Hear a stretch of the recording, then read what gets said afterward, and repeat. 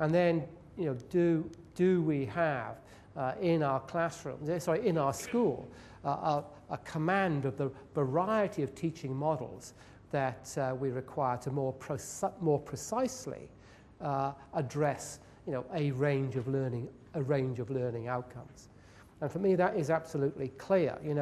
That there may be a variety of sort of learning outcomes we would want inside our school, but are we clear about the types of teaching strategies which will actually elicit that? And is there a degree of consistency in terms of their applicability? And the comment we had this morning about 90% consistency being the minimum that we should achieve if we're going to really impact upon student achievement really kicks in here. All right? Now, for me, I'm not necessarily pushing my own view of teaching, but what I'm trying to say is that the opportunity of the 5Es approach allows us to customize that for ourselves. And I think that energy is something we really need to capitalize on over the next 6 months or so. Leave that behind. And again, we know the data on this. We know that if students are with a high-performing teacher, they will do significantly better than kids who are not. If this evidence is, I've shown this to you before, haven't I? You're familiar with this slide. But the evidence is absolutely clear on that. But then, really, just let me finish up on these last 2 slides here, where I think that as we engage in these sort of transformational discussions, and as we continue to work together as a group of schools in this part of the world, the focus of professional development needs to change from a focus on teaching and consistency of teaching to one on learning. And I think we start with teaching, but then we need to progress onto learning. And I think that, I'm sure I said to you when we discussed this last year, that are we developing a sufficiently rich vocabulary about what learning looks like in our school? Now, I've been in a lot of schools just recently, and over the last sort of month or so, and in England, and you see these little sort of posters on the wall of the school, saying, have you got your ruler? Have you got your pen? Don't chew gum in this lesson, and a set of classroom rules which are so sort of superficial, and so reductionist. And it's setting the ambition of the school far too low. What I want to see, I want to rip those off, and I want to see a learning manifesto.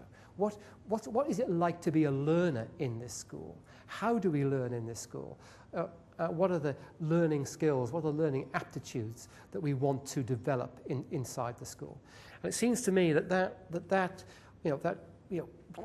putting posters up like that, which I have seen in a number of your schools, I may say, is one way of affecting the sort of the culture of learning and putting a strong focus on learning and developing a consistency of language around learning.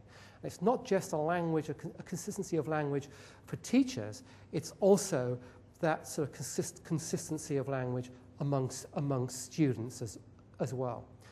Let me just give you one example, and excuse me if some of you have heard this before, but it's worth reiterating the point, all right? It relates to this bullet point here, integrating prior and new knowledge. And of course that refers to the insight of Lev Vygotsky, the great Russian psychologist, who talked about the zone of proximal development.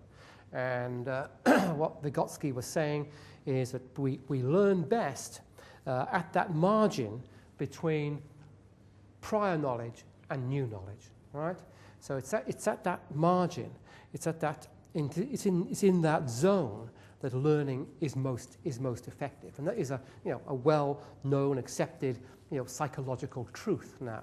If we go in and we teach and we just repeat what the kids know, the kids get turned off. If the knowledge is too complex, then they're unable to accommodate or assimilate that knowledge, right?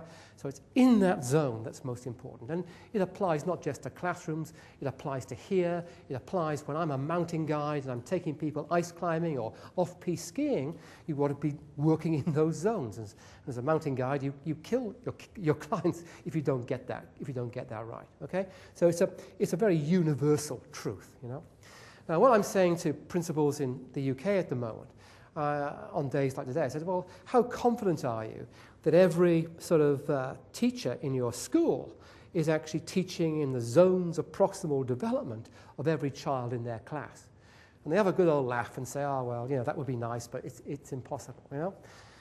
And I challenge them on that, because if you began to organize PD around how teachers scaffold is the Vygotsky's notion of how you actually organize the transition between prior and new knowledge. And you say, well, what does scaffolding look like in the science department? What does it look like in maths? What does it look like in English?